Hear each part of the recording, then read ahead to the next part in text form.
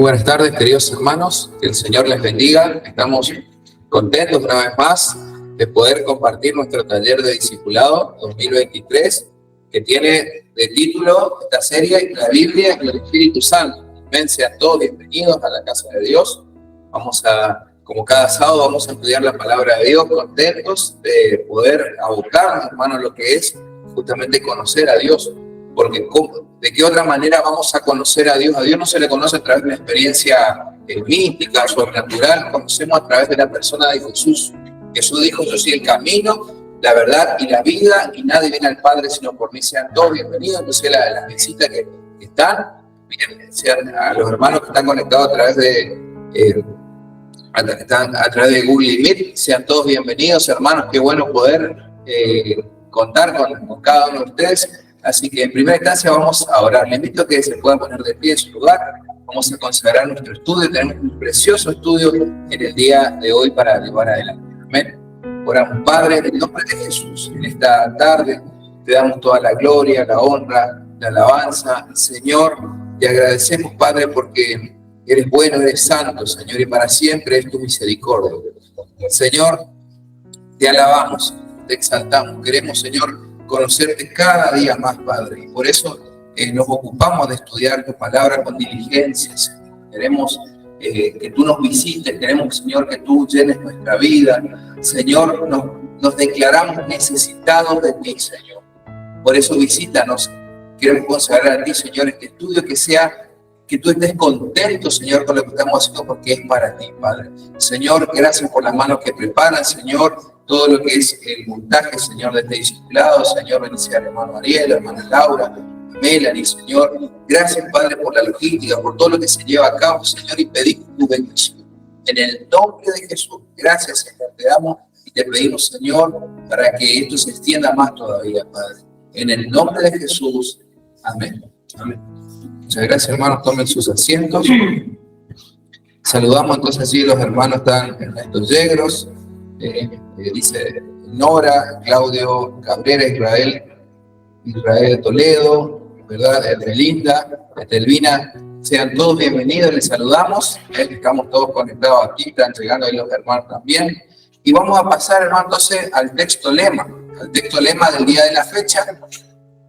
Hoy nos va a compartir nuestro hermano Oscar Iker. Hermano, ¿le puedo invitar que pase, por favor? Si lo quieren poner acá, no hay problema, pase. Entonces le ven los hermanos, ¿no?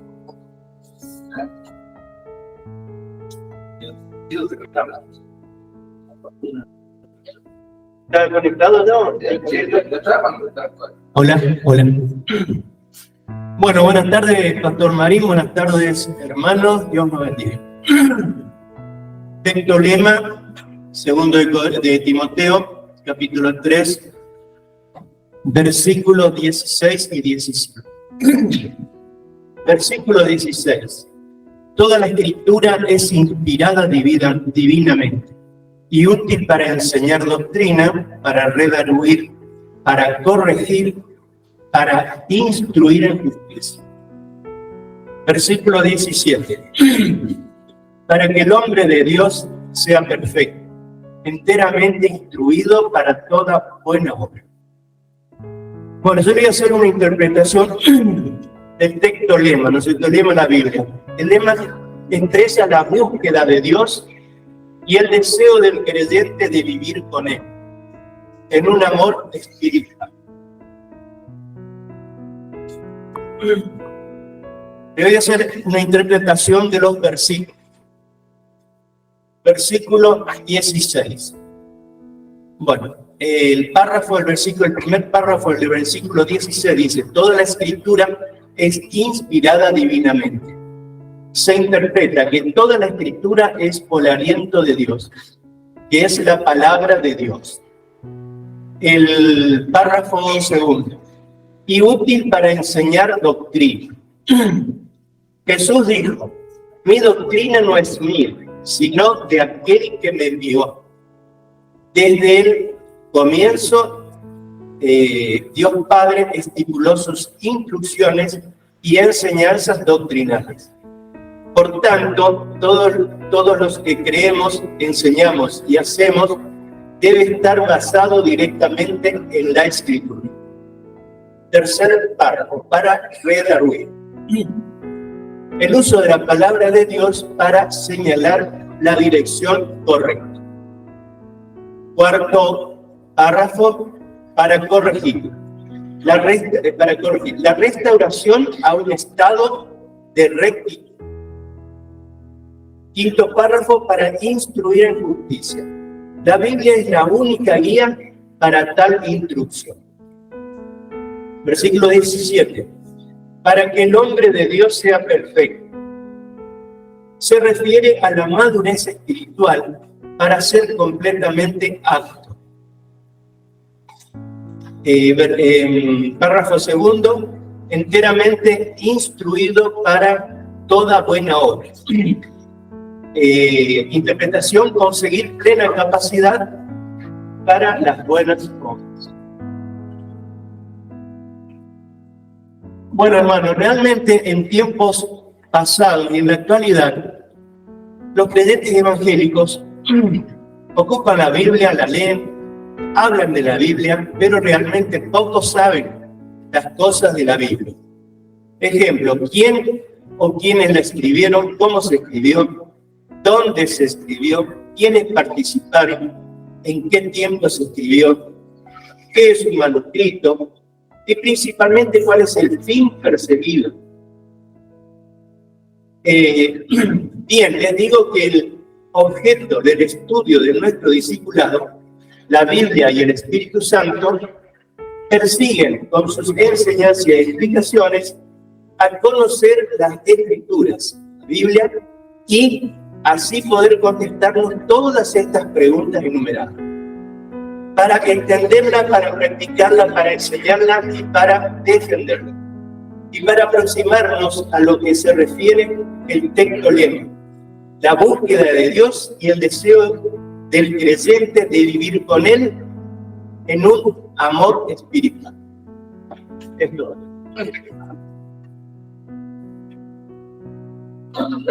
Le damos un aplauso al hermano. Para que seamos. Muy bien, hermano. Felicitaciones. Bien, a ver, si nos hago mal el cálculo, el próximo sábado está la hermana Abigail, ¿verdad? Nadia Abigail, sí, así es. Bueno, y el próximo sábado, ¿quién se va a animar? A ver, el próximo sábado es Nadia, y el próximo, ¿quién se anima? A ver. ¿Algunos se van a animar? Con hermana Rosa, para el próximo sábado, ¿está? Dentro de 2 sábados. ¿Está? Bueno, le va a tocar a las hermanas ahora, así que bien, buenísimo. Y esto, hermanos, realmente hay que animarse, la verdad que lo que escribió el hermano, la reflexión y la investigación que hizo, así analizando párrafo por párrafo, muy nutritivo también, hermano, y todo lo que venimos hablando es relacionado con los contenidos, ¿verdad? Así que simplemente es leer y hacer un comentario del texto lema que veníamos estudiando a lo largo del año. Bueno, no a principio de año teníamos otro texto, el módulo primero teníamos otro texto lema, y ahora para el módulo segundo vemos 2 Timoteo 3, 16 y 17. Así que la idea es que todos nos animemos, ¿verdad? Y vamos a empezar a practicar. El día de mañana tenemos que enseñar, nos puede tocar hablar a una persona nueva, tenemos que ir animándonos despacito. Amén. Bueno, vamos entonces al texto del día de vamos a nuestro texto de estudio del día de la fecha. Y nos había quedado un solo tema del material anterior, ¿sí? Que era justamente la Biblia frente a otros libros de religión, ¿se acuerdan?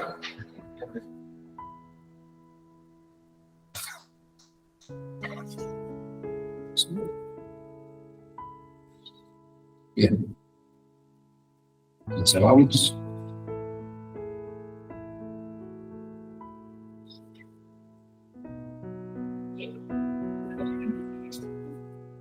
La página 9. Página 9.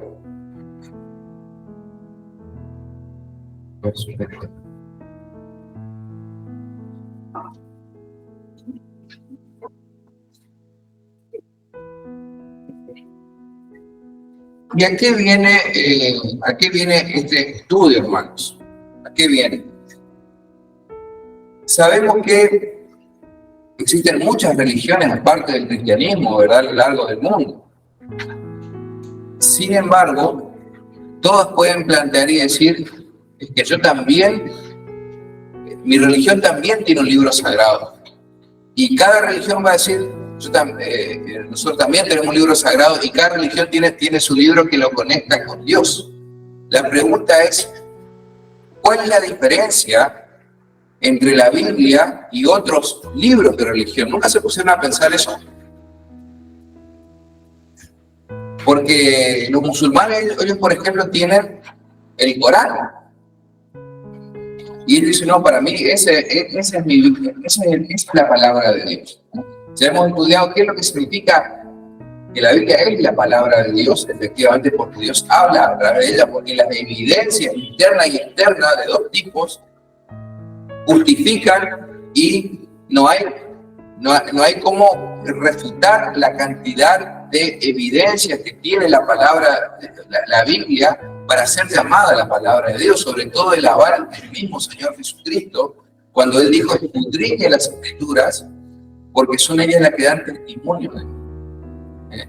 Jesucristo no avaló el Corán, no avaló el Tripitaka del Buda, no avaló la perla de gran precio de los mormones, no avaló, ¿verdad?, lo que es justamente el libro del mormón, no avaló la traducción del Nuevo Mundo. Él dijo, escudriñen las Escrituras, sabiendo que cuando la palabra dice las Escrituras se está refiriendo al antiguo pacto, al Tanakh, todo lo que está. ¿Por qué? Porque el cristianismo procede del judaísmo. No podemos hablar de cristianismo sin haber estudiado y conocer por lo menos mínimamente, a grandes rasgos, lo que es el pueblo judío, su cultura, sus creencias, ¿verdad? Porque justamente el pueblo judío es el pueblo instituido por Dios, que Dios formó ese pueblo con sus propias manos. Él llama a un hombre, Abraham, el padre de la fe, lo separa de Ur de los Caldeos, y de esa forma, entonces empieza le hace una promesa, hace un pacto. Siempre es Dios pactando con el hombre, no el hombre pactando con Dios. Eso es importante. ¿Se acuerda que estudiamos ya eso? Creemos que Dios es un Dios de pacto, pero siempre la característica es que Dios es el que hace el pacto con el hombre. El hombre no puede pactar con Dios. En la Biblia, a lo largo de la palabra, usted no va a encontrar ninguna persona que haya hecho pacto con Dios. Sí, personas que hicieron voto, ante un voto, una promesa, me hubieran prometido cosas más. La Escritura dice en Eclesiastés justamente que no prometamos nada, mejor no prometer, porque si prometemos no cumplimos, es mucho peor, ¿verdad? Entonces, para tener la relación con nuestro Padre Celestial, Él no quiere pactos, convenios, Él no necesita de nuestras promesas, Él quiere nuestro amor y nuestro corazón. Si es que Jesús nos enseñó a orar diciendo, ustedes no le digan más a Adonai, Yahvé, el Shaddai, Jehová Jireh, Jehová Nisi, a partir de ahora díganle Padre nuestro que estás en el cielo. Entonces Jesús vino a darnos la máxima revelación de Dios, que justamente que Dios quiere ser nuestro Padre Celestial. Ahora, vamos a la lectura del tema. Dice la Biblia frente a otros libros. Ser cristiano no es tener una fe ciega, y Dios quiere que conozcamos y estudiemos la evidencia de nuestra fe. Repito, ¿me siguen todos, hermanos? ¿Sí? ¿Me dice amén? Página 9. Ser cristiano no es tener una fe ciega. No es creer, no es una creencia errada en algo abstracto. Tienen el material anterior. El material anterior ya está. Terminamos y pasamos al nuevo material. ¿Ya? El último pedacito de La última hoja. Estamos terminando ese y después pasamos al nuevo. Para los hermanos que están mirando a través del Google Meet, les subí al grupo. Para el Google Meet están justamente los hermanos que por algún impedimento físico no pueden estar presentes aquí, pero si usted puede venir a la iglesia, hermano, tiene que venir presencial. Tiene que venir presencial. Los hermanos que están impedidos en su libertad o que están hospitalizados, ellos se entienden. Pero si nosotros tenemos, el Señor nos da la vida, la salud, tenemos que venir, hermano, a hacer un compromiso con el Señor, porque siempre es mejor la interacción, hermano, siempre es mejor. Entonces, se le recomienda y se le insta a todos que podamos venir, hermano, a participar. Amén. Nos hace bien. Dice, ser cristiano no es tener una fe ciega, y Dios quiere que conozcamos y estudiemos la evidencia de nuestra fe.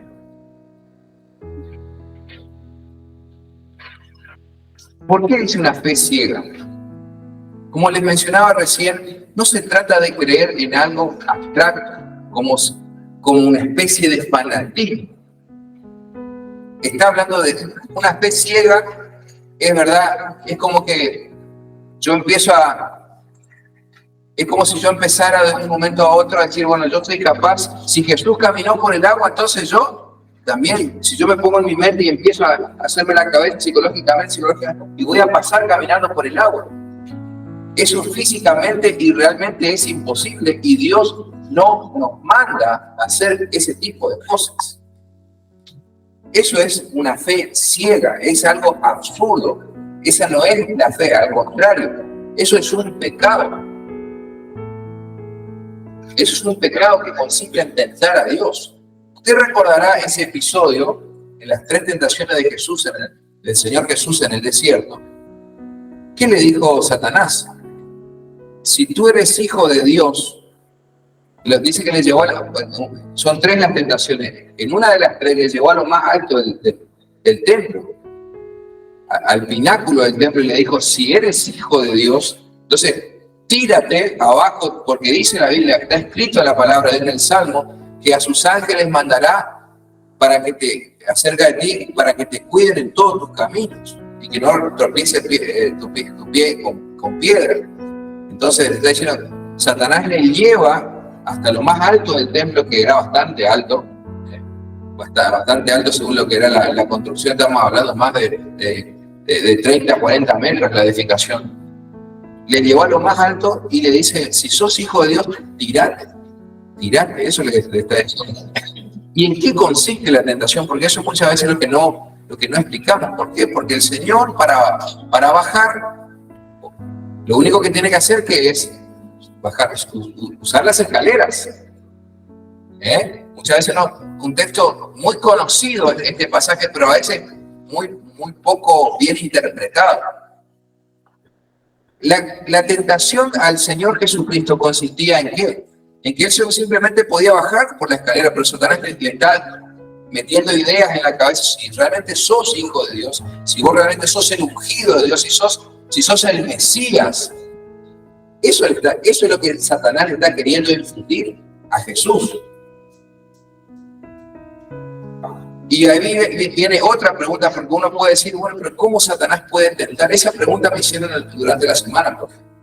¿Cómo Jesús podía ser tentado si Él era Dios? Dios no puede ser tentado, dice la Escritura.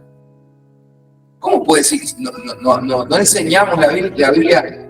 Hay una contradicción, pastor, hay una contradicción. ¿Por qué? Porque si Jesús es Dios, ¿cómo le va a tentar el diablo?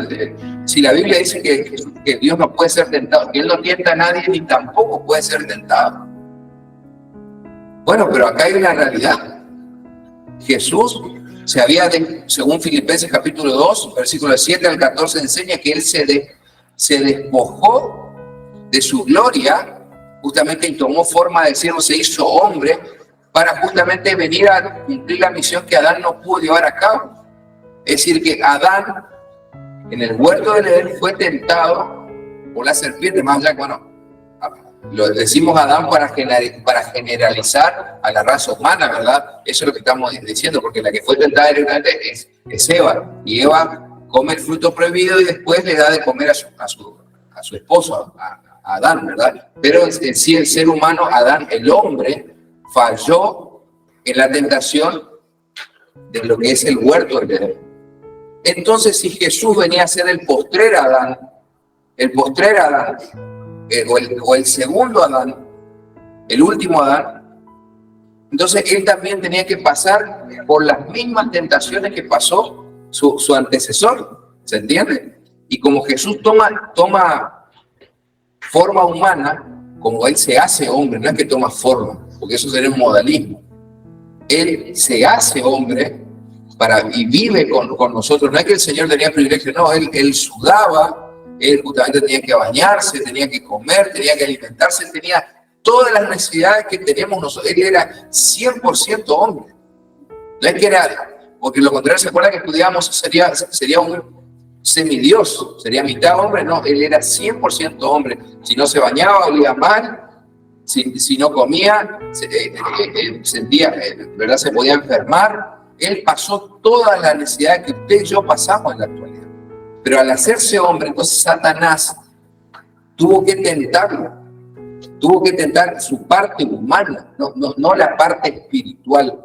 Porque él era 100% hombre, pero también 100% Dios. Esta doctrina, ¿se acuerda cómo conocemos esta doctrina de la doble deidad del Señor, de la dos naturaleza del Señor? ¿Alguien se acuerda?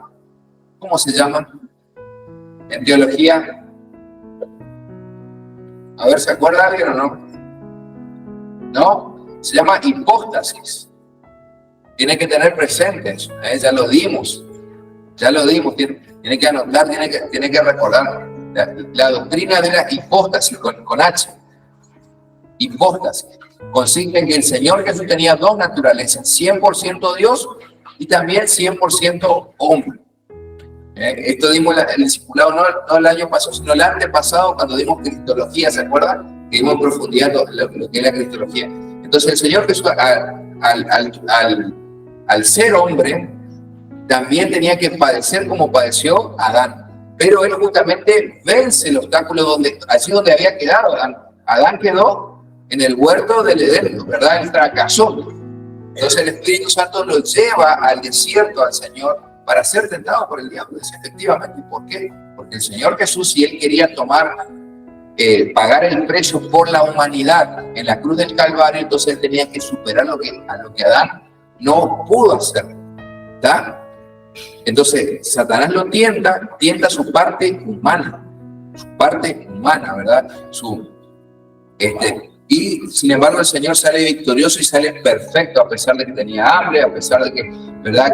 ¿Qué le contesta al Señor? No tentarás al Señor tu Dios. No tentarás al Señor tu Dios, porque Él no puede ser tentado y tampoco tienta a nadie. Pero nosotros, por ejemplo, cuando yo le decía este ejemplo de que el cristianismo no es una fe ciega en algo absurdo, no es, por ejemplo, con que yo me haga la psicológica. Eso es una fe ciega. Es como decir, bueno, para mí existen las hadas y yo creo en las hadas, y bueno, vos crees en Jesucristo y yo creo en las hadas. Y bueno, yo te tolero a vos y vos tolerás a mí. Muchas veces nos tildan a los cristianos de intolerantes religiosamente. ¿Por qué? Porque dicen que somos los dueños de la verdad. No, la verdad es una sola y es el Señor Jesucristo, es su palabra, ¿verdad? Pero predicamos la verdad. Y obviamente tenemos evidencia de sobradas evidencias para demostrar y rebatir cualquier tipo de doctrina y filosofía barata que va en contra del conocimiento de la palabra de Dios. Si tenemos las armas y si sabemos prepararnos, hermanos, podemos rebatir cualquier tipo de filosofía, de ideología, demostrar con la palabra de Dios que el cielo y la tierra van a dejar de existir, pero su palabra no pasa. No deja de cumplirse. Que no pasa significa que no deja de cumplirse. Entonces, cuando el cristiano se prepara, hermano, tiene una espada, realmente, una espada más cortante que espada de doble filo, hermano. Que no solamente ataca las cosas, ¿verdad?, terrenales, humanas, que llega hasta lo más profundo del corazón y cierne los pensamientos y llega hasta lo más profundo del interior de la persona. Ese es el arma que el Señor Jesús nos ha dado, que es manejar su palabra, las Sagradas Escrituras. Entonces, yo tengo que entender que la fe, el Señor me lleva a entenderla en esto, en este primer renglón. La fe no es algo, una creencia ciega en algo absurdo, en algo cerrado, como que yo me hago la psicológica y me hago, ¿verdad? Empiezo a pensar que puedo caminar por el agua y total, no, porque eso sería tentar a Dios, así como Satanás lo tentó al Señor. En vez de bajar por la escalera, no tirate, si te ha escrito en la Biblia que Él te va a sostener. Y algo así podríamos pensar nosotros como niños, ¿verdad? Si no, y si Dios caminó el Señor caminó por las aguas, entonces ¿por qué nosotros también? Pedro caminó cuando el Señor le llamó. Si el Señor no nos manda a hacer nada, y la verdad que lo único que vamos a hacer es tentar, ese es un pecado de tentar a Dios. Y uno dice, pero esto parece muy, muy obvio, pastor. Yo le voy a contar un caso que ocurrió justamente, usted lo puede buscar, está grabado en YouTube. No sé si lo conocen al padre Luis Toro. ¿Lo conocen al padre Luis Toro, que es un apologista católico? Sí. Levanten la mano los que le conocen, a ver. Bien, es conocido. Él es un defensor de la teología católica. Es un padre de la Iglesia Católica. Entonces, él es característico y muy conocido en las redes porque siempre él hace debates, debates justamente en lo que es, en sedes de capillas, ¿verdad? O en ciertas iglesias, ¿verdad? Donde él siempre juega local. Y los pastores, muchos pastores, inclusive adventistas, testigos de Jehová, van y quieren refutar sus ideas, demostrándole que son idólatras, que están equivocados, ¿verdad? Y siempre son los debates que hacen de este hombre son siempre con gente que no está preparada. Gente que no está preparada con la que debate. Y bueno, y muchos pastores por ahí querían debatir con él y demostrar que su teología está equivocada. Y en un debate, un pastor le dice, ¿sabe qué? Antes de empezar a debatir, el padre Toro, ¿sabe? Vamos a hacer una cosa. Vamos a hacer acá un juramento, vamos a decir algo acá, vamos a afirmar algo. Que el que está equivocado, que le agarre un cáncer. Eso está en YouTube, es un caso verídico. Vamos a debatir, le dice el pastor, vamos a debatir, pero ¿sabe qué? Con la consecuencia que el que está equivocado, que le agarre un cáncer fulminante. Y el padre Luis Toro le dice, ¿sabe qué? Discúlpeme, pero yo con usted no voy a debatir porque eso es tentar a Dios.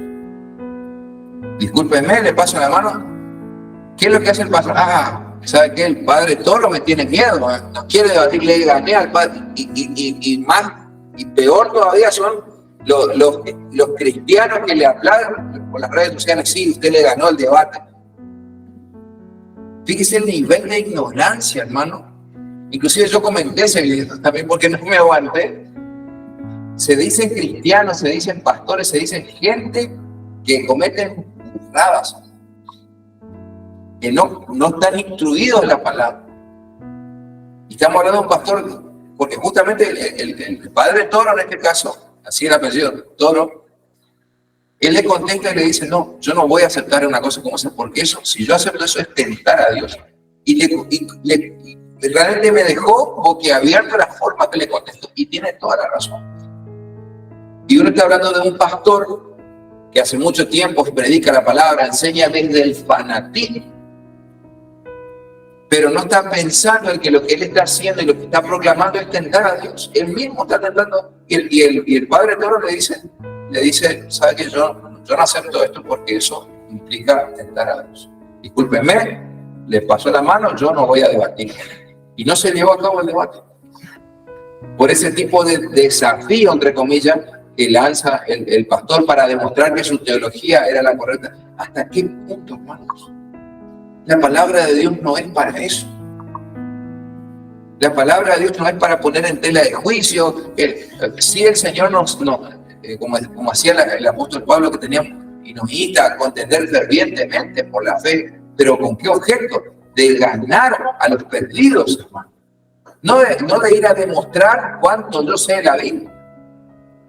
Pero así hoy día está la iglesia cristiana, hermano. Estamos hablando de un supuesto pastor, no sé de dónde será. Pero lo peor de todo es que la gente en las redes sociales le aplaudía, le decía bien, bien.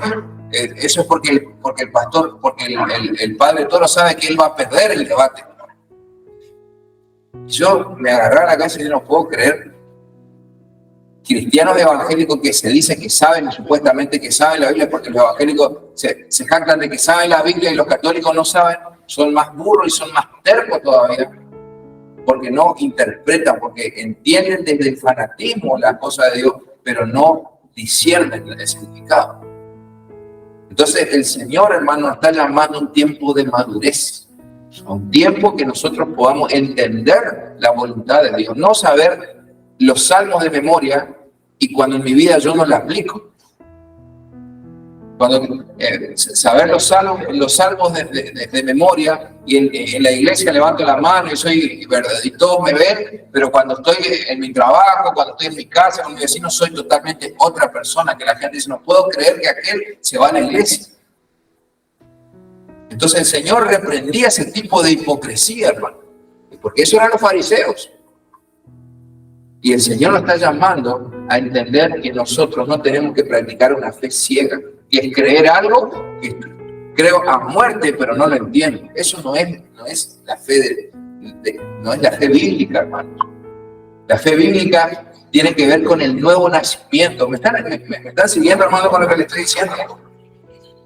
No estoy haciendo apología del catolicismo, hermano. Estoy diciendo que el cristiano se fanatiza y propia cosas que se alejan totalmente de la voluntad de Dios, hermano. Entonces tenemos que saber y tenemos que el Señor tiene que darnos esa madurez, hermano, para no llevar una creencia ciega, porque uno estos días uno dice, ¿cómo yo voy a querer caminar sobre el río Paraná? Pero hay pastores que van y lanzan desafíos y a nivel internacional, sale a toda Latinoamérica, sale ese tipo de cosas, de burradas que hacen con la palabra de Dios. Entonces el Señor nos ayude, hermano. El Señor nos ayude. ¿Nos sirve lo que estamos hablando? ¿No? Nos tiene que despertar. Por eso, volviendo al material,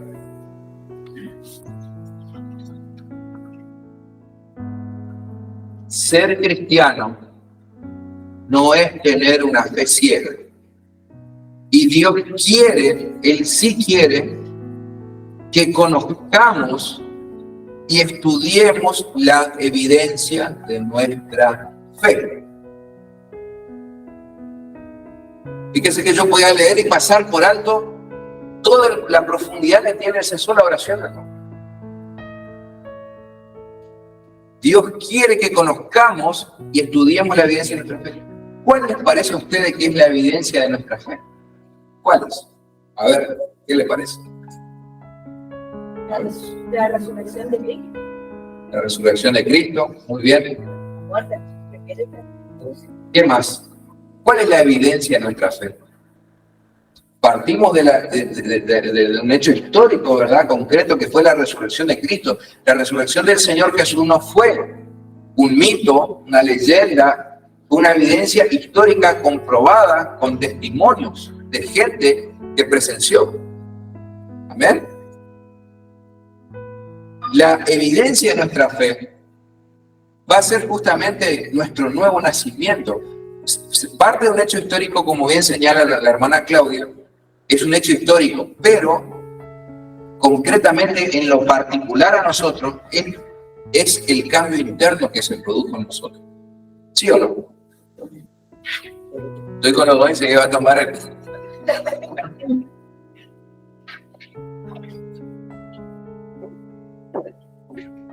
Si bien la resurrección de Cristo es el hecho sobre el cual parte del cristianismo, porque el cristianismo se constituye a través de la resurrección de Jesús. Concretamente para nosotros, ¿cuál es, hermano? Es ese cambio interno que se produjo en nuestra vida alguna vez, a lo que nosotros llamamos el nuevo nacimiento, ¿sí o no? Nosotros hemos nacido de nuevo. ¿Cuántos son conscientes de este nuevo nacimiento? Levanten su mano. ¿Cuántos han sentido? Amén.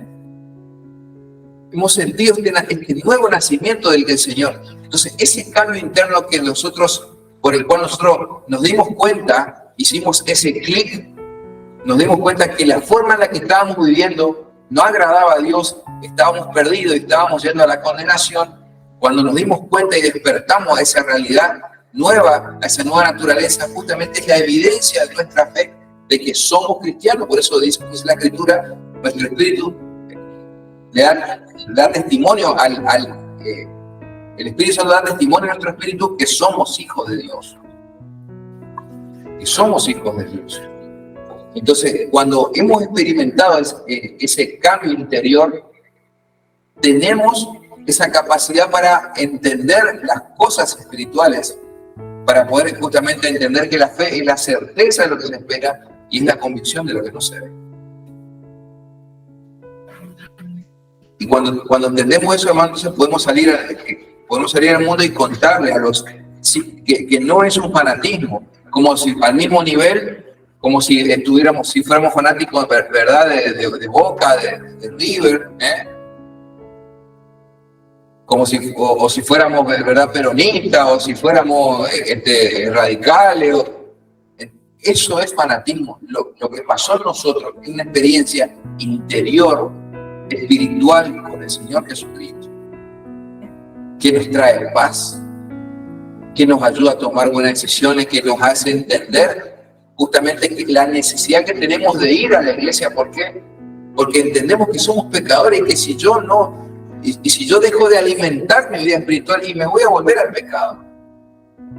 Eso no nos pasaba antes, cuando estábamos sin Cristo. Cuando estábamos sin Cristo, ¿verdad? Nosotros le metíamos para adelante, ¿qué me importa? Nada. Pues yo tengo mi forma de pensar, vos tenés tu religión, ¿verdad? Yo digo a mi manera. Cuando nosotros nacemos de nuevo, nos damos cuenta que eso no está bien y tenemos la necesidad del Señor.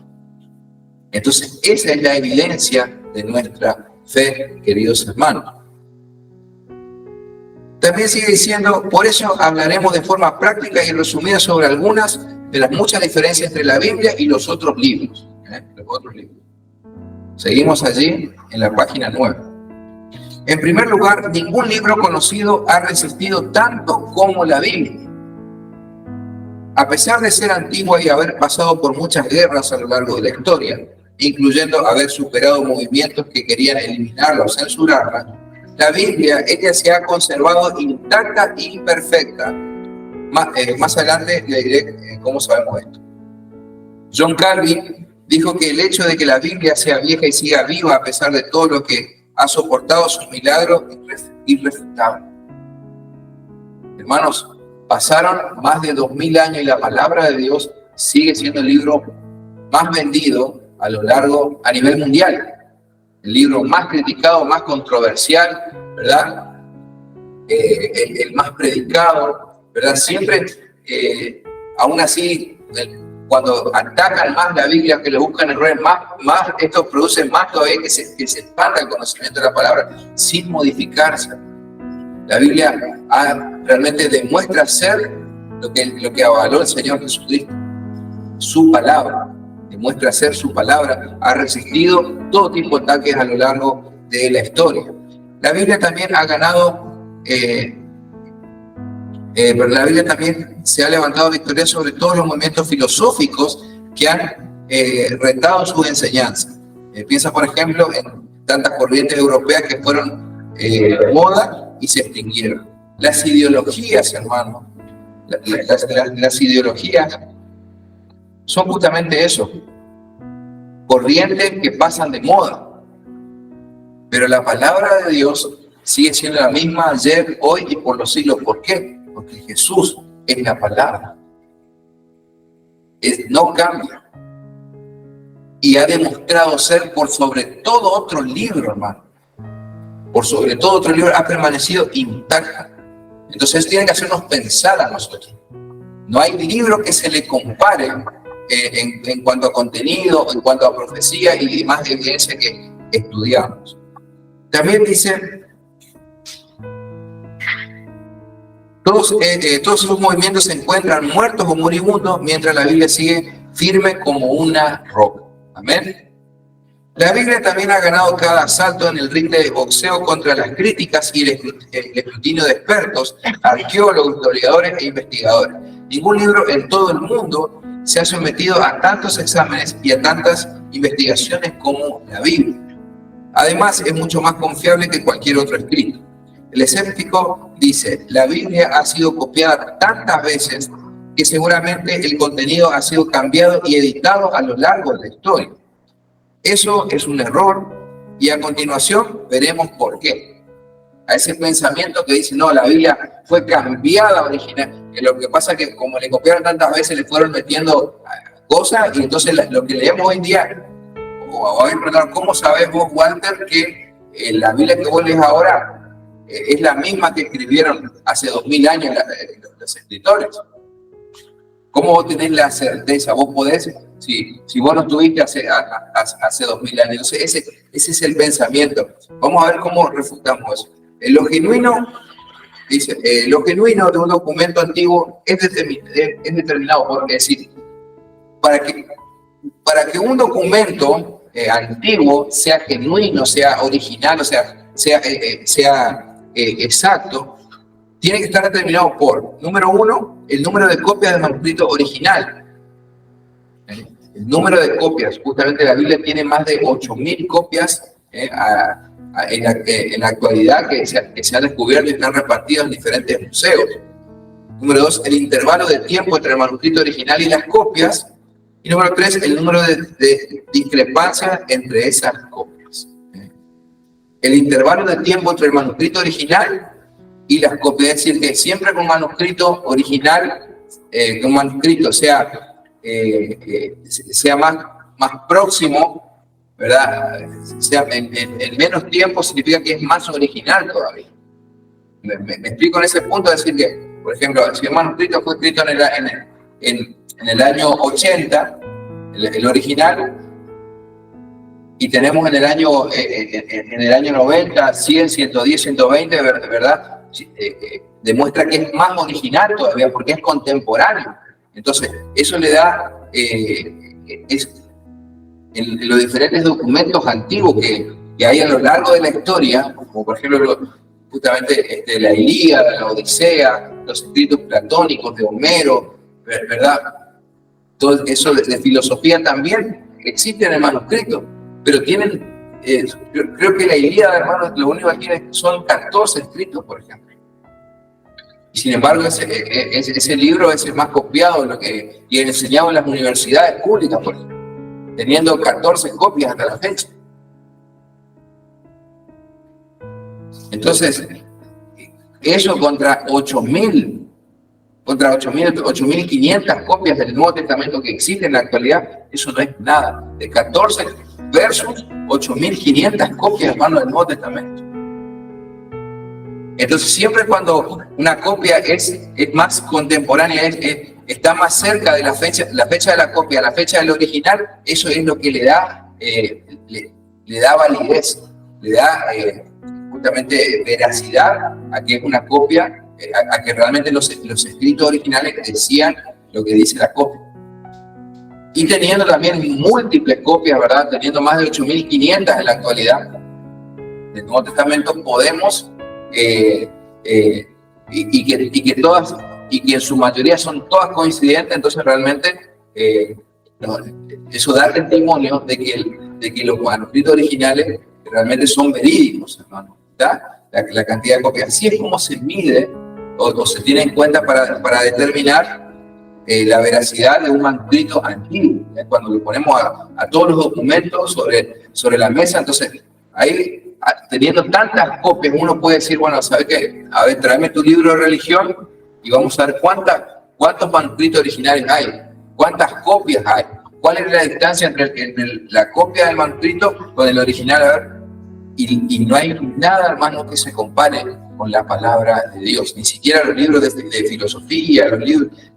si comparamos la Biblia solamente, si la tomamos como un simple documento histórico, arqueológico, como un hallazgo arqueológico, realmente es admirable lo que es el Nuevo Testamento. Y también el número de discrepancias entre esas copias. ¿Qué significa esto, hermano? El número de discrepancias, porque que la mayoría son coincidentes, son muy mínimas las discrepancias. Es más, esa discrepancia es, por ejemplo, cuando se traduce de un idioma al otro y se traducen los dos al español, entonces se compara uno y otro y tiene ciertos errores. No es que son errores, sino que son diferencias. Lo que está llamando acá discrepancias por las traducciones. Porque hay palabras en el original griego y el original hebreo que no existen en español, por ejemplo. Hay palabras en hebreo, por ejemplo, la palabra Elohim. La palabra Elohim, el término Elohim, justamente es una palabra, es uno de los nombres de Dios en el Antiguo Testamento. Se escribe con mayúscula Elohim, acá les escribo, para que usted tenga una idea de lo que le estoy hablando. Elohim.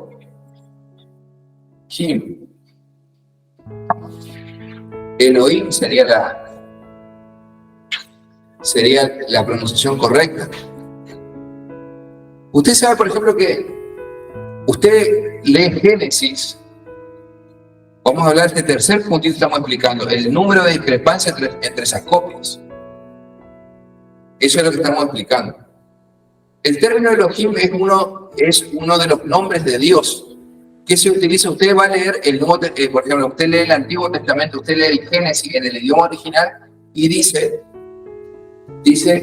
Adonai Elohim o Ja Elohim. ¿Por qué? Porque Elohim se utiliza, el pueblo de Israel utiliza este término cuando se refiere al aspecto creador de Dios. En el principio creó Elohim el cielo y la tierra, va a decir Génesis 1:1. En el principio creó Elohim el cielo y la tierra. Así es como va a decir.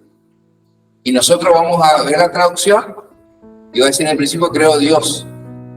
No es exactamente, es algo que usted tiene una copia de lo que es la edición de la Biblia textual, por ejemplo, que es tal cual. Usted va a ir a la Reina Valera y va a decir: en el principio creó Dios.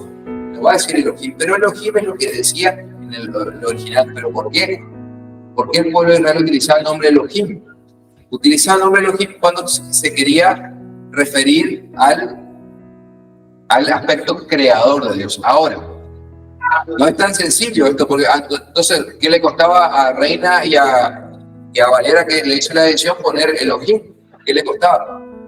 Es que no se puede traducir. Ese es el tema. No es que modificaron la Biblia, no sé por qué. Porque Elohim significa la pluralidad desde la singularidad. ¿Qué significa esto? En el principio creó Elohim los cielos y la tierra. ¿Sabe cómo tendría que ser la traducción? En el principio creó dioses el cielo y la tierra. Entonces, en español, la palabra Elohim significa pluralidad de dioses. Y no podemos traducir, no se puede traducir al español. En el principio creó dioses el cielo y la tierra. ¿Por qué? Porque eso nos llevaría a... ¿Cómo sería correctamente en español? En el principio los dioses crearon el cielo y la tierra, lo cual sería una total herejía. Porque Elohim hace justamente alusión al carácter trinitario de Dios. Un solo Dios manifestado en tres personas. La singularidad en la pluralidad. No son tres dioses, son tres personas en un mismo Dios. Entonces no hay ninguna palabra, hermano, que pueda reemplazar a Elohim. Y lo único que se traduce, cómo se tradujo en el principio, creó Dios el cielo los cielos y la tierra. Génesis 1:1. Si quisiéramos hacer una traducción formal, una traducción formal, palabra por palabra, ¿sabe cómo tendría que decir? En el principio creó dioses los cielos y la tierra, lo cual normativamente en nuestro idioma es incorrecto. Entonces, Reina Valera traduce justamente, en vez de poner Elohim, pone Dios. Porque hay palabras que a nuestro idioma no tienen equivalente, una equivalencia formal. ¿Se entiende eso? Entonces, ese tercer punto que está hablando acá es el número de discrepancias, dice, entre las copias. Son mínimas los números de discrepancias. O, por ejemplo, si existieran 8.500 copias, como yo le estaba mencionando, pero de ellas, bueno, ¿verdad? 4.250 de la mitad dicen todo lo contrario, entonces no sirve para nada. No sirve que haya muchas copias. Sin embargo, las 8.500 copias son mínimos los detalles de una versión y otra. Y ahí entonces usted va a encontrar lo que estudiamos en la clase pasada. Va a encontrar manuscritos, copias manuscritas, ¿verdad? Que le va a faltar, por ejemplo, ¿verdad? Era Lucas, no, Marcos capítulo 16, del versículo 8 en adelante. Usted va a encontrar copias que no tienen y otros manuscritos que sí tienen esas copias. Entonces, esos son los tipos de discrepancia. Ya hemos estudiado en la clase pasada. ¿Me están siguiendo, hermano, con esto? Amén. Entonces, ¿por qué? Porque hay manuscritos que proceden del texto recibido y hay otros manuscritos que proceden del texto crítico. Entonces, esos son los tipos de discrepancias. No estamos hablando de que la Biblia está cambiada, ¿me explico? Ahora, si vamos a comparar el texto recibido, el texto crítico, con la traducción del Nuevo Mundo, los testigos de Jehová, bueno, eso sí está cambiada la Biblia. Ellos han cambiado, son pena de juicio explícito mencionado en el libro de Apocalipsis. Pero este número de discrepancias que hay entre copias son cosas como esta, hermano. Son cosas como esta. No es un tema, no es una cuestión doctrinal. Por eso, al haber muchas copias y que sean en un 90% coincidentes, hermano, eso nos da la fiabilidad de que un escrito antiguo es verídico. Así como si quisiéramos tomar a la Biblia simplemente como un documento arqueológico. Entonces eso nos hace ver que la escritura realmente no ha sido cambiada, sino que se ha conservado pura y estable. Y aparte, como hablábamos la clase pasada que vimos online, hermano, si por ahí yo le animo, yo sé que a algunos les cuesta el tema de la virtualidad. Hay veces que lamentablemente, no digo lamentablemente, a algunos les gusta, a otros no, pero nos lleva a hacer la situación a ser virtual. Tiene que tratar de conectarse, hermano. No pierda ninguna de las clases para que usted no se desconecte, porque los temas que estamos hablando son súper novedosos, hermano, para muchos. Entonces esas tres características me van a dar la fiabilidad de que un texto antiguo realmente es verídico, es genuino. Es genuino. ¿Cuáles son esas tres características? Repetimos, el número de copias del manuscrito original. Número 2, el intervalo de tiempo entre el original y la copia. Y en tercer lugar, el número de discrepancias entre esas copias, ¿verdad? Que son mínimos. Lo cual me da, no sé, si el 90% es coincidente entre los manuscritos, hermano, yo creo que yo estoy tirando un número del 90%, en realidad un poco más, pero no tengo específicamente la cifra. La mayoría son todos coincidentes, hermano. Entonces eso me da la fiabilidad que el manuscrito es original, de que es verídico y que no ha sido cambiado, ¿verdad? Porque si fue cambiado en una parte, o sea, si quisieron cambiar la Biblia en algún momento, bueno, pero habrán cambiado en una ciudad, pero en 500 ciudades está, y obviamente que quizá alguno con maldad, Satanás, ¿verdad? Usando a los hijos del diablo, ¿verdad? Habrá querido cambiar en algo, pero contra una copia que pudo haber sido cambiada, si lo comparamos con las otras 8.499 copias que hay, que todos dicen otra cosa, entonces se dan cuenta, descartamos al que está totalmente equivocado y se toma la mayoría, que es justamente es el texto mayoritario. ¿Se acuerda que estudiamos eso en la clase pasada? El método de la crítica textual, texto mayoritario, que justamente va a comparar, es el tema anterior nomás, ¿no? El tema anterior ahí, en la página anterior, justamente va a comparar justamente, si la mayoría dice ellos dijeron contra 450 que dice el texto, él dijo, contra, ¿verdad? 1025 que dice, ellos dijeron se va a tomar la cantidad de 1025 porque eso es lo que dice la mayoría, va a tomar eso como original. Entonces hay todo un método, hermano, se llama la crítica textual, que me sirve para determinar si la copia manuscrita es realmente es original o está inventado, o está cambiado, está modificado, lo cual a mí me da la seguridad y la tranquilidad que la Biblia es la palabra de Dios. Amén. Y tampoco para predicar herejía, hermano, no hace falta cambiar la Biblia original. No, ni siquiera hace falta ir a cambiar en el pasado el original, viajar con la máquina del tiempo, ir y cambiar. No hace falta. Es cuestión de darle a los pastores brasileños que salen por la tele. Escuchen ese nomás. Y usted ya va a saber que está todo, ellos cambian totalmente, hacen la interpretación equivocada. Entonces no hace falta, hermano, modificar el original de la Biblia para que se prediquen falsas herejías. Sí es una responsabilidad de la iglesia, el cuerpo de Cristo, estudiarla correctamente. Hermano, ¿alguna pregunta acá? ¿Todo bien? Los hermanos que están por internet, ¿me hacen pulgar para arriba?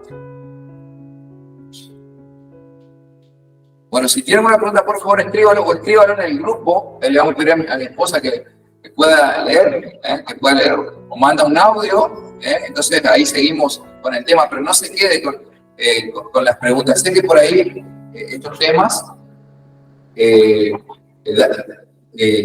es para detenerse un poco más, hermano, para detenerse un poco más y hablar más en profundidad, pero tenemos que avanzar. Pero ¿se está entendiendo lo que estamos hablando? ¿Amén? ¿Sí? ¿Sí? Bueno. Ahí están todos los pulgares para arriba, estoy viendo en el chat. Bien, seguimos con el texto. Entonces, esas son las tres formas de determinar que un texto es genuino. Dice, ante estas medidas, el Nuevo Testamento es el documento histórico más confiable conocido por la humanidad. Repito, ante esas medidas, esos tres puntitos, el Nuevo Testamento resulta ser el documento histórico más confiable conocido por la humanidad. El Antiguo Testamento también resulta extraordinariamente más confiable que la mayoría de los otros libros de historia cuando se le examina de esa manera. Esos tres puntitos, hermanos, son la manera, el criterio por el cual se estudia cuando los arqueólogos encuentran un texto antiguo, tiene que sí o sí pasar por esos tres filtros, hermano. El hallazgo arqueológico. Entonces dice, los judíos, dice, el Antiguo Testamento también resulta extraordinariamente más confiable que la mayoría de los otros libros de historia cuando se le examina de esa manera. Los judíos preservaron de forma excelente porque en ellos se narran sus historias y genealogías. Actualmente, es decir, que el propio pueblo judío, la nación de Israel, se ha encargado de preservar ese texto porque allí está toda su cultura. Inclusive, siempre está en duda qué cosa. Los manuscritos del Nuevo Testamento son lo que o sea, de la crítica textual, más que nada, este estudio se va a abocar a lo que es la parte del Nuevo Testamento. Porque en el Antiguo Testamento es el propio pueblo de Israel que se ha encargado de preservar su cultura y su tradición a lo largo de la historia. ¿Se entiende esto? Entonces ellos, como al ser tan valiosos, hermanos, al ser tan valioso, ellos mismos han preservado. Y esto, justamente, ¿en qué concilio se definió? En el año 70. A ver cómo se llama el concilio donde ya quedó fijo el Antiguo Testamento. El concilio de... A ver. ¿Cómo se llama el concilio? Vamos a tener que tomar examen, ¿no? ¿Cómo se llama el concilio donde se define en el año 70 los 39 libros del Antiguo Testamento?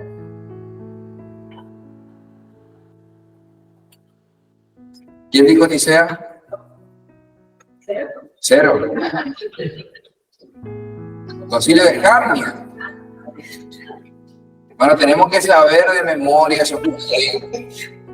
Tenemos que saber de memoria el año 70, en nuestra era, el concilio de Jarnia define los 39, eso ya lo estudiamos, para poder seguir entendiendo. Por eso, a veces hace falta también un trabajito práctico, una evaluación, para poder fijar, cuando uno le toca hacer a uno, entonces ahí se esfuerza y ahí se produce el proceso del aprendizaje. Amén. Bien. Seguimos.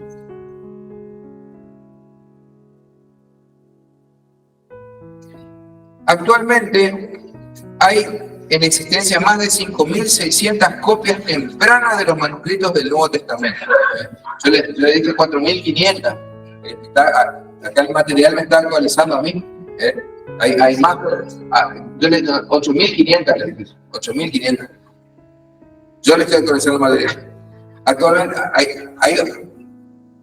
no recuerdo de qué fecha es este material, pero en la actualidad, hermano, se descubrió, después inclusive de los hallazgos de los manuscritos del Mar Muerto, hay alrededor de 8.500 copias del Nuevo Testamento, hermano, en diferentes idiomas, sumando todos los idiomas, hermano, lo que fue traducido la escritura de los manuscritos.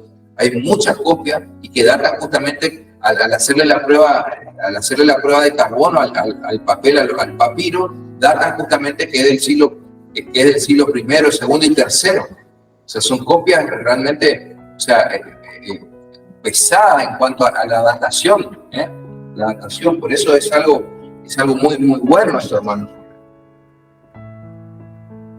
Dice, actualmente hay en existencia más de 5.600 copias tempranas de los manuscritos del Nuevo Testamento, mientras que de la obra de Aristóteles, por ejemplo, solo hay 7 manuscritos, y de la obra de Platón solo 49.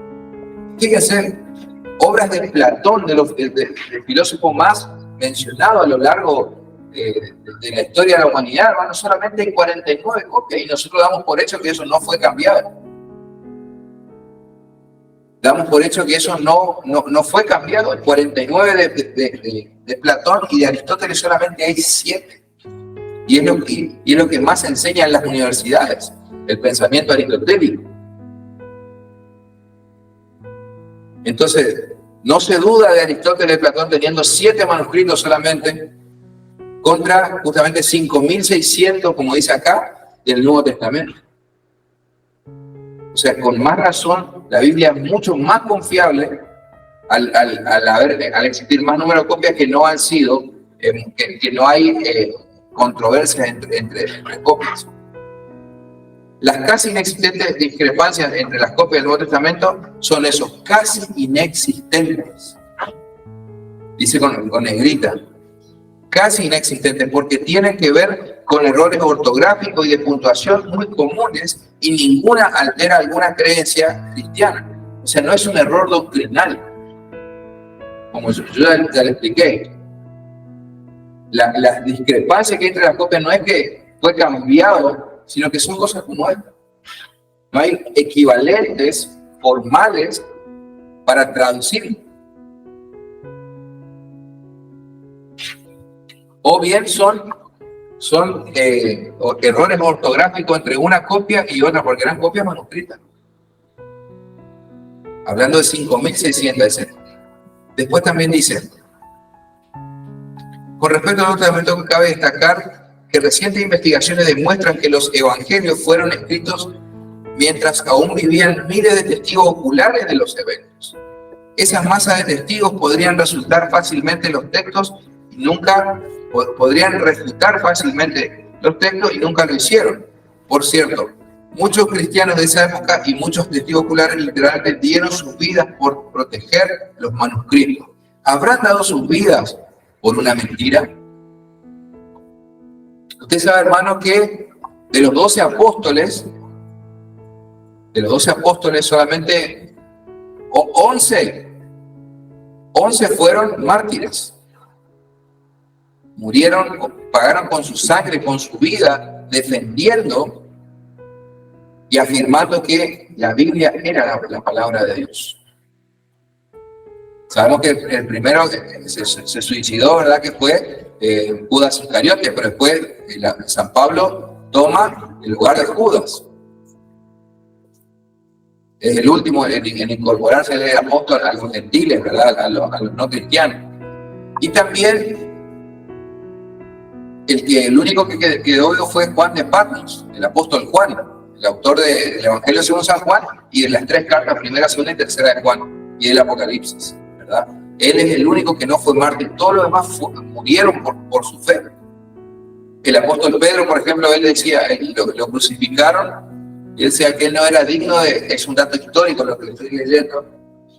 El apóstol Pedro decía, yo no soy digno de morir como tú, Señor. Por favor, si me van a crucificar, pero que me crucifiquen boca abajo. Y así muere el apóstol Pedro, crucificado boca abajo. Así muere Pedro. Por su fe. Entonces, esa gente que dio su vida, nadie da su vida por una mentira, hermano. Nadie da su vida por una mentira, ni siquiera los más fanáticos. Ellos realmente tenían la convicción de que seguir a Cristo era seguirlo hasta la muerte. ¿Cómo estamos nosotros en esa área? ¿Estamos decididos por el Señor? Fíjense que ellos con precio de sangre defendieron, hermano, su fe hasta la muerte. Entonces, esto va a ser una prueba también de que justamente los hombres que afirmaban que la Biblia era la palabra de Dios defendieron hasta el último suspiro de su vida. ¿Habrán dado su vida por una mentira? Las copias de los evangelios fueron escritas muy temprano, luego de una redacción de los manuscritos originales. Se estima que en menos de 50 años, fíjese que la distancia entre las copias, hermano, entre los originales, eso es lo que está diciendo, entre los originales. Es decir, que la carta que escribió el apóstol Pablo de puño y letra, él escribe, las copias que hay, las copias inmediatas al original escrito por Pablo, no pasan de 50 años. No pasan de 50 años. Eso es es increíble, hermano. Es una cosa, no increíble, es una prueba muy fuerte arqueológicamente. Científicamente es muy fuerte esa copia, ese argumento, digo. Por otro lado, como ejemplo entre muchos que podemos citar, la copia más temprana conocida de los Anas de Tácito fue escrita 1000 años después de la redacción de los manuscritos originales y solo hay 20 de esas copias. Fíjense, hermano, este autor Tácito escribió su obra Anas. La copia inmediata apareció 1000 años después. O sea, eso ¿cómo puede aparecer una copia 1000 años después? Usted puede googlear este dato, ¿verdad? Puede buscarlo en Google, y solamente hay 20 copias que aparecieron 1000 años después. O sea, las copias del Nuevo Testamento no exceden los 50 años de su original. Entonces, esto nos tiene que hablar. De hecho, hay más pruebas de la veracidad de los hechos del Evangelio y la persona de Jesús que de la existencia de personas como Shakespeare, Julio César, Alejandro Magno y un largo etcétera. Por cierto, Lucas, autor de uno de los evangelios, el Evangelio según San Lucas, es catalogado no solo por expertos cristianos, sino también por expertos no cristianos, como el mejor y el más confiable historiador de toda la antigüedad. Esa es la fama que tiene Lucas. ¿Por qué? Porque Lucas, quien era amanuense de Pablo, él, ¿qué es lo que hace? Él era un médico. Lucas, el autor del Evangelio según San Lucas, él no fue uno de los 12 apóstoles. Él era amanuense de Pablo. Entonces, ¿qué es lo que hace él? Va a ir a recopilar, como él presenta su Evangelio, él va a ir y va a tratar de poner por orden los hechos que verdaderamente son ciertísimos entre nosotros. Él va a ir y va a investigar y va a hablar con uno, va a buscar testigos, va a empezar a recopilar información y los va a ordenar cronológicamente.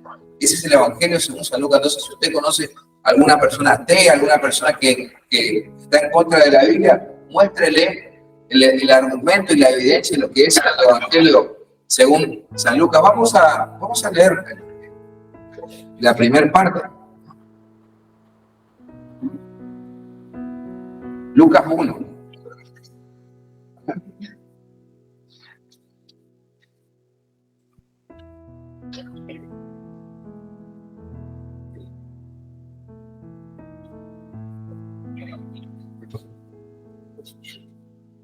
Dice Lucas capítulo 1, los primeros versículos.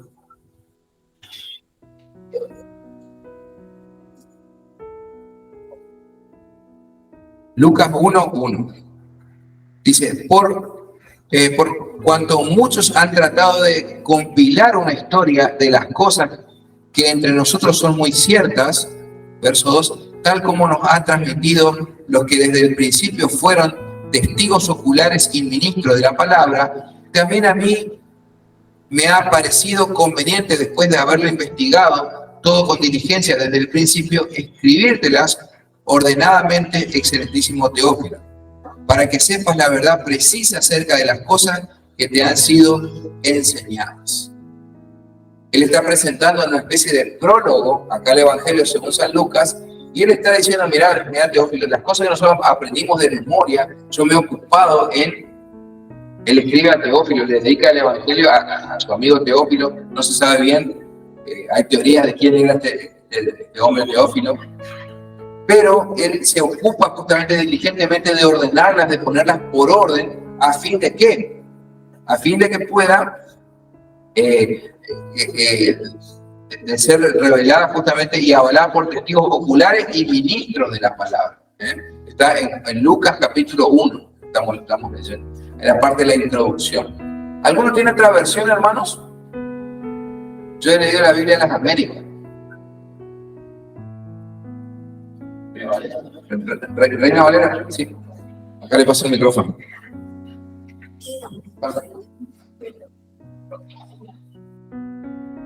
El hermano va a leer, entonces, versión Reina Valera. A ver, escuchamos.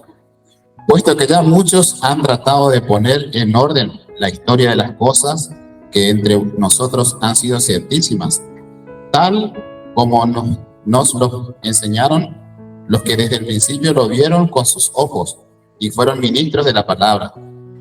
Me ha parecido también a mí, después de haber investigado con diligencia todas las cosas desde su origen, escribírtelas por orden, oh excelentísimo Teófilo, para que conozcas bien la verdad de las cosas en las cuales has sido instruido.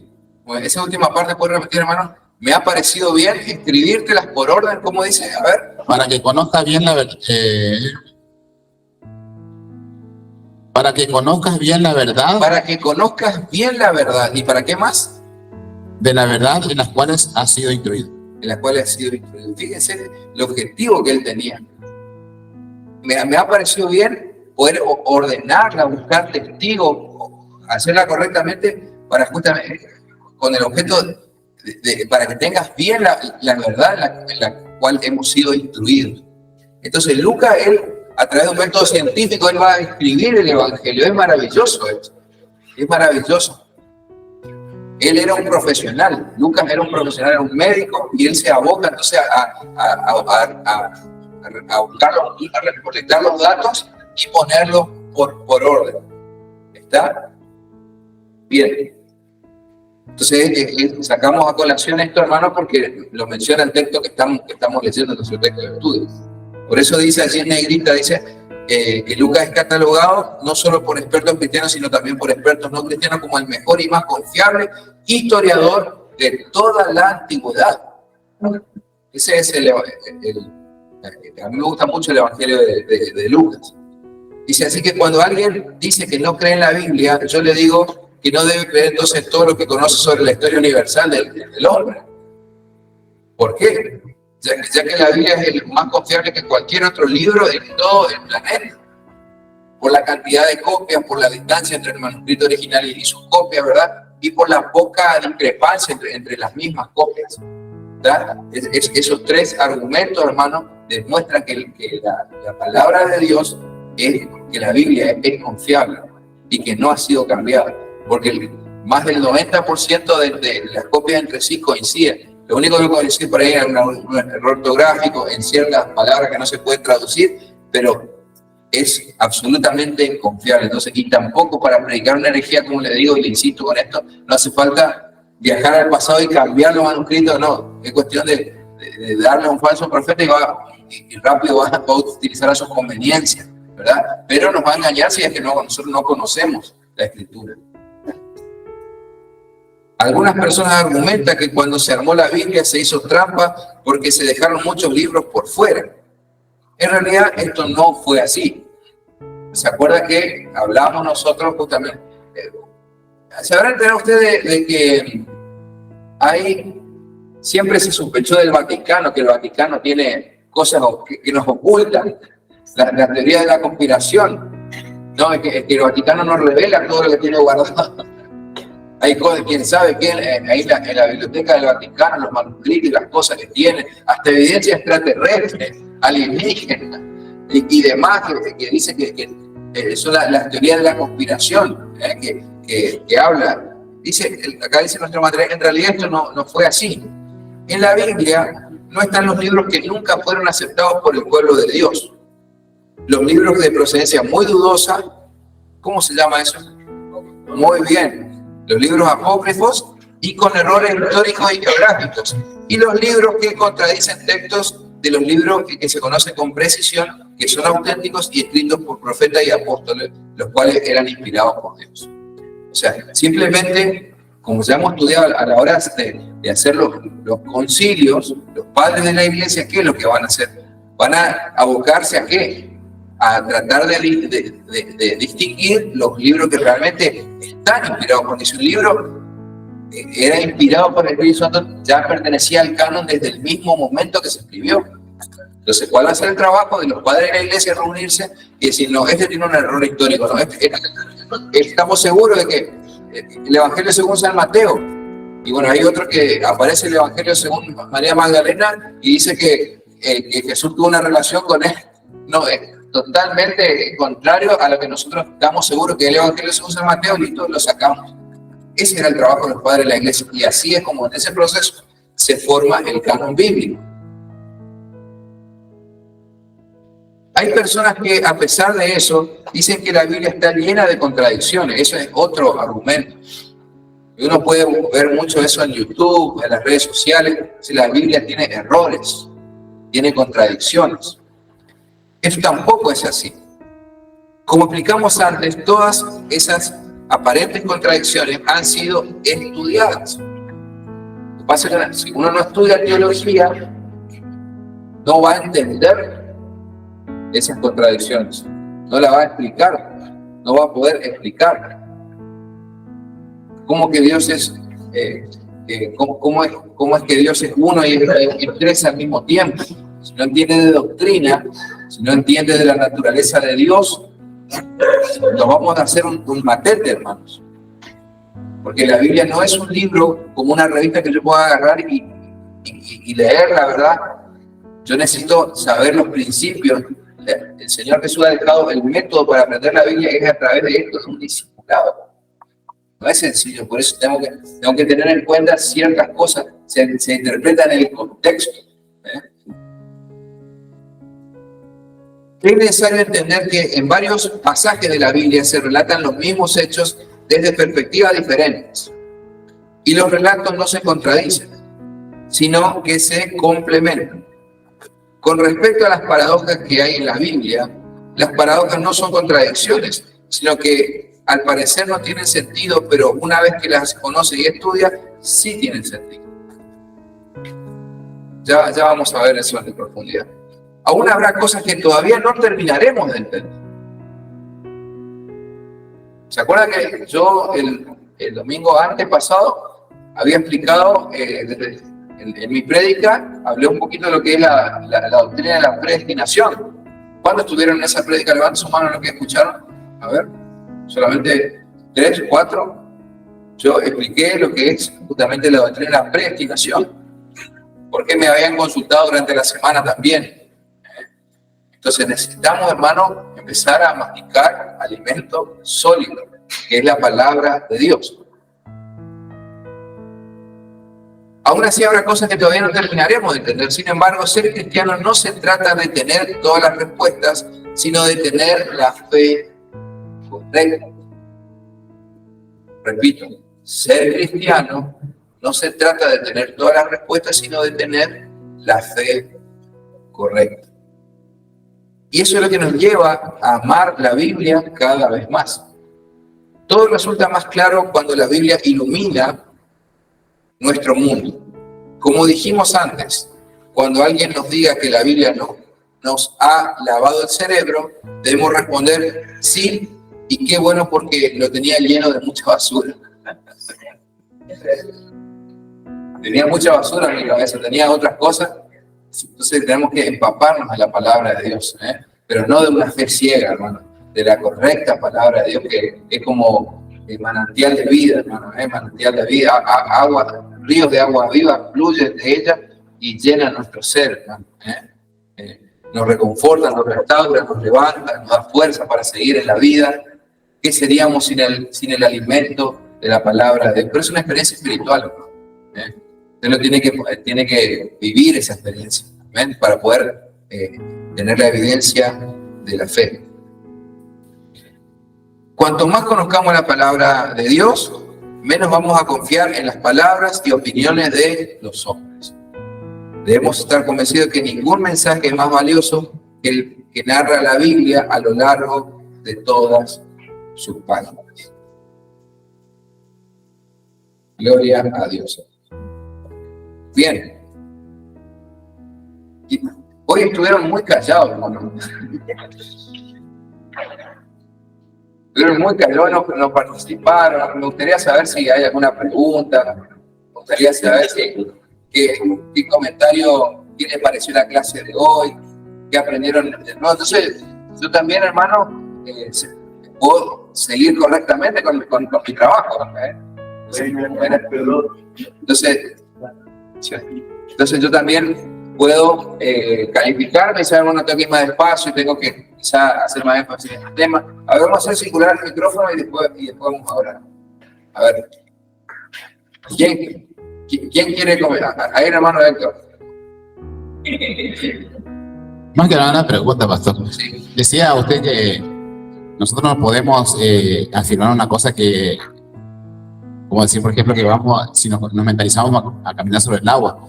Pero ante una situación, por ejemplo, de una persona enferma o una persona que murió, y nosotros decimos si esa persona va a vivir o se va a sanar, en ese caso,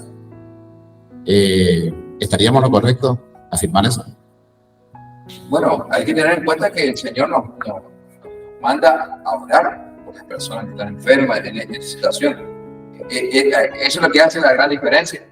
El Señor Jesús dice orar los unos por los otros, ¿verdad? Orar los unos por los otros. Ahora, eso es lo que hace la diferencia entre decretar y declarar, ¿verdad? Nosotros sabemos que el dueño de la vida es el Señor. Nosotros siempre tenemos que, no es solamente orar, es orar pidiendo que Dios haga su voluntad. El Señor Jesús, el Padre nuestro, nos enseñaba a orar correctamente. ¿De qué manera? Padre nuestro que estás en el cielo, santificado sea tu nombre, hágase tu voluntad en la tierra como se hace en el cielo. Entonces el Señor Jesús, el mismo Señor Jesús nos enseñaba a pedir, a orar siempre, todo tiempo, pero pidiendo la voluntad de Dios. Porque yo creo que si nosotros afirmamos una cosa, pues yo había visto un video que en una prédica un pastor decía que él hacía cosas imposibles.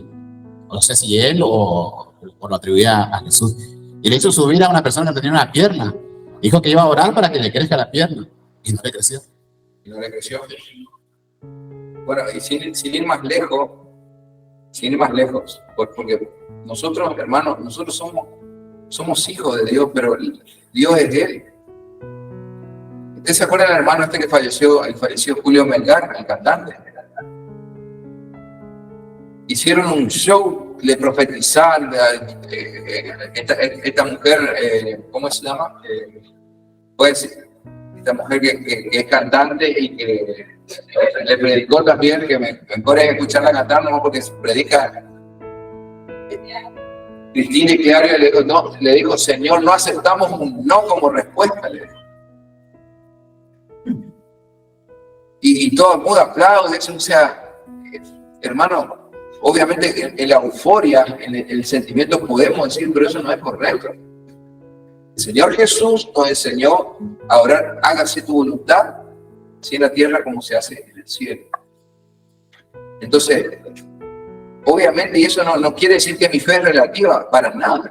Yo no dudo en absoluto que el Señor tiene el poder de hacer el milagro, de sanar a la persona en el instante. Pero Dios va a tratar con el carácter. Por eso cuando un enfermo terminal, una persona que está pasando, uno le habla de Cristo, esa persona ¿qué tiene que hacer? Tiene que aceptarla a Jesús en su corazón. Y el Señor va a obrar. Va a obrar, pero si el Señor sana por nuestra intervención, la gloria no está siendo para el Señor, está siendo para nosotros. O sea, mañana vamos a citarla a todos los que están enfermos, venga, le piden todo acá, yo le voy a todo. Se va para ese lado. Pero siempre el cristiano tiene que saber que tiene que orar conforme la voluntad de Dios. La voluntad de Dios. Aún así tenga el don de sanidad, porque los dones son llaves. A mí me preguntaron, ¿qué pasa, pastor, si yo tengo el don de sanidad? ¿Y qué pasa entre la voluntad de Dios y mi don? Si yo tengo el don, automáticamente le sano a todas las personas. No. Porque es el Señor el que es, Él es el único que es soberano. Entonces el Espíritu Santo va a usar mi don cuando crea necesario y yo tengo el lugar correcto. Siempre. Entonces, obviamente hay más posibilidades de que yo me sane milagrosamente estando en el lugar y en el momento correcto, estando en la iglesia el domingo, a que esté en el boliche el sábado a la noche, ya que no te va a dar más posibilidades. Que yo, si estoy teniendo una necesidad, si tengo un problema, ¿dónde es más probable que el Señor me escuche? En el lugar y en el momento correcto. Cuando el Señor pasa por ahí. Cuando el Señor pasaba por ahí, ahí tenemos a Bartimeo, el ciego, decía, Señor, hijo de David, dejó todas sus cosas, Señor, y ahora nunca tocame, Señor. Así también, cuando nosotros estamos en el momento del lugar y con la actitud correcta, el Señor nos oye. Muchas veces el Señor no hace milagros en la vida de la persona porque la persona no ha entregado su corazón. No se arrepiente de sus pecados. Y el mayor milagro que el Señor está interesado en hacer no es sanar nuestro cuerpo, es librarnos de la condenación eterna. Ese es el mayor milagro que el Señor puede hacer con nosotros. Que no nos vayamos al infierno. Y muchas veces las personas quieren que el Señor les sane, pero no quiere dejar de pecar. Entonces sabe que si el Señor les sana, le hace un mal. Porque esa persona, el Señor le sana y esa persona recibió la sanidad y nunca más hizo una iglesia evangélica a lo largo de su vida.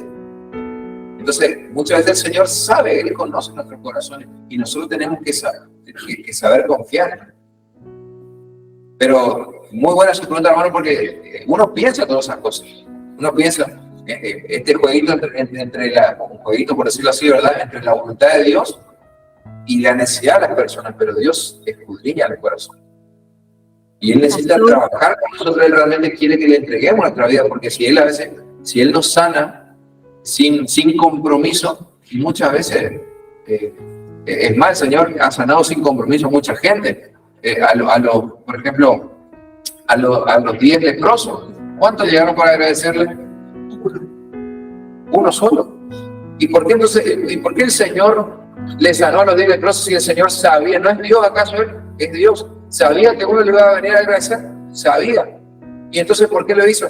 Para que quede registrado y asentado para nosotros, que nosotros veamos que los milagros no cambian el corazón de las personas. Los milagros, porque solamente la fe por el oír, y el oír de la palabra de Dios es cuando cambia una persona. Amén. Amén. Pastor, ¿me escucha? Digo, claro, más o menos, o más que claro. Yo sé que nos sirve a todos la respuesta porque tenemos esa clase de pensamiento, hermano. Y lo más básico es cuando nosotros tenemos que determinar por qué será. Y eso es lo que yo siempre le insto a que le preguntemos al Señor, ¿y por qué, Señor, pasa esto? Pero muchas veces, cuando el Señor le sana, a personas, o hace milagros a personas que no entregaron su vida a Dios y muchas veces le hacen mal, porque esa persona no viene nunca más a la iglesia. O esas personas que buscan a Dios por los panes y los peces, pero no buscan el corazón del Señor. Ponen en riesgo su salvación. ¿Sí? ¿Hay alguna evidencia, pastor, de que Jesucristo se haya enfermado? La Biblia no dice nada. No dice nada. Pero pudo haber sido, o sea, pudo haber un resfrío, es algo totalmente natural y no es ningún pecado, ni es ningún demonio. La Biblia no lo dice. Yo no puedo atreverme a decir, sí, si el Señor se enfermó porque eso no dice y estaría predicando una herejía, ¿verdad? Una herejía, pero si a lo largo de la vida nos resfriamos, tenemos fiebre, es algo normal. Uno cuando hace el mismo altar, uno cura, ¿verdad?, a su cónyuge, pura amor, ¿verdad?, en la salud, en la enfermedad, en la riqueza, en la pobreza. ¿Por qué? Porque así es la vida. Y si el Señor era 100% hombre, también pudo haber sido que estuvo enfermo alguna vez, pero no por eso deja de ser Dios, porque eso es parte de la vida. Bien, ¿alguna otra pregunta, otro comentario? Ahora quiere saber ¿A qué se refiere Juan 14:12? Juan 14:12. A ver, tenemos por ahí a mano. ¿La podemos leer? Hermana Laura Martínez, Juan 14:12. Y después oramos.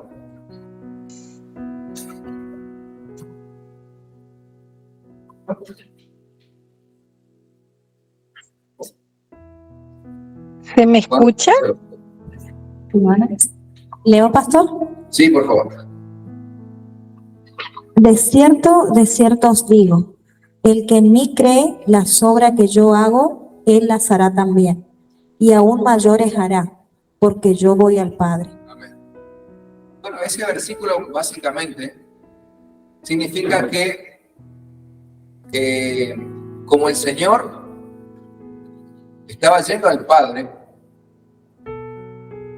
él justamente ya era su hora, su misión no era, más allá que el Señor realizó milagros, sanidades, proyectos, maravillas, no era su misión venir a sanar a las personas, su misión era morir por nuestros pecados. Esa era la misión principal. Entonces, como Él se va al Padre, las obras que Él hizo, nosotros íbamos a hacer mayores. ¿Por qué? Porque Él se va al Padre. Y usted presta atención que no está diciendo que vamos a hacer mayores milagros. Dice mayores obras. Es decir, que nosotros vamos a poder ayudar a tener actos de amor, de caridad, vamos a poder asistir a mucha más gente porque Él se va al Padre. Entonces Él no podía seguir en el mundo con nosotros, pero nosotros estamos en el mundo. Entonces nosotros tenemos la posibilidad de hacer quizás mayor cantidad de obras porque Él está. Pero dice obras, no dice milagros. Más milagros que lo que hizo el Señor, nosotros no vamos a hacer porque no somos hombres. Jesús es Dios. Amén. Bien, vamos a hablar, hermano, le invito a que se ponga de pie. Va a quedar entonces para ya la próxima clase, tema nuevo. Tema nuevo, entonces ya el nuevo material vamos a empezar con el panorama de la Biblia, un tema hermosísimo. Vamos a ver en profundidad todo lo que es lo inherente a la Biblia. Usted va a salir con un conocimiento bastante amplio de lo que son los libros, de la palabra, cómo se seleccionaron, ¿verdad? Ya usted lleva para leer el contenido del canon, un tema muy, muy lindo lo que nos espera entonces para el próximo sábado. Oramos. Padre, en el nombre de Jesús, en esta tarde, Señor, te damos el honor, la gloria, la alabanza. Señor, te damos gracias por tu palabra, te damos gracias, Señor, porque eres bueno, Señor, porque no nos has pagado como nos merecemos, Señor, sino que nos miras con ojos de amor, Señor. Padre, gracias por ese amor innecesario, Señor, ese amor incansable, Señor, ese amor, Señor, que tú nos das, Señor, gratuitamente, Señor. Ese amor, Padre Santo, que nosotros, inmerecido, Señor, no es necesario, inmerecido, porque no lo merecíamos, Señor. Sin embargo, tú nos amaste primero. Señor, te damos gracias, Padre. Te damos gracias porque escudriñar tu palabra, Señor, nos da confianza, aumenta nuestra fe, nos ayuda a madurar, nos ayuda a tomar buenas decisiones. Por eso, en el nombre de Jesús, en esta tarde, Señor, te entrego, Señor, la vida de mis hermanos. Te pido, Señor, que tú le estés visitando, Señor. Que tú atiendas las necesidades de ellos, Señor, que los ayudes, que los inspires, Señor. Yo te pido, Señor, que mires los corazones, Señor, aquellos que están enfermos, aquellos que tienen necesidad, aquellos que están preocupados, aquellos que están tristes, Señor. Padre, tú conoces el interior y la vida, Señor, de cada uno. Yo te pido en el nombre de Jesús que tú bendigas a cada uno y a su familia, Señor. Padre, así mismo en esta hora abrimos el altar, Señor, para dejar una ofrenda a aquel que sienta, aquel que quiera hacerlo, que está en su libertad de poder ofrendar al Señor, porque con esta colecta que hacemos pagamos la luz, pagamos los gastos de la iglesia. Entonces, si le invita, si usted quiere darle al Señor voluntariamente, lo puede hacer en esta tarde, Señor. Ofrendamos a ti en esta tarde, en el nombre de Jesús. Entregamos nuestra ofrenda y pedimos, Señor, tu bendición sobre nuestra economía, sobre nuestras vidas. Señor, te damos gracias, Padre Santo. Oramos, Señor, por la reunión de varones que sigue a continuación. Oramos, Señor, por el culto de mañana 9:15, Señor, en el que estamos todos invitados para poder adorar y bendecir tu nombre. Te damos gracias en el nombre del Padre, del Hijo y del Espíritu Santo. Amén. Hermanos, nos saludamos con la paz del Señor. Bendecimos a los hermanos que nos vienen a las redes sociales. Los bendigo y que estén bien.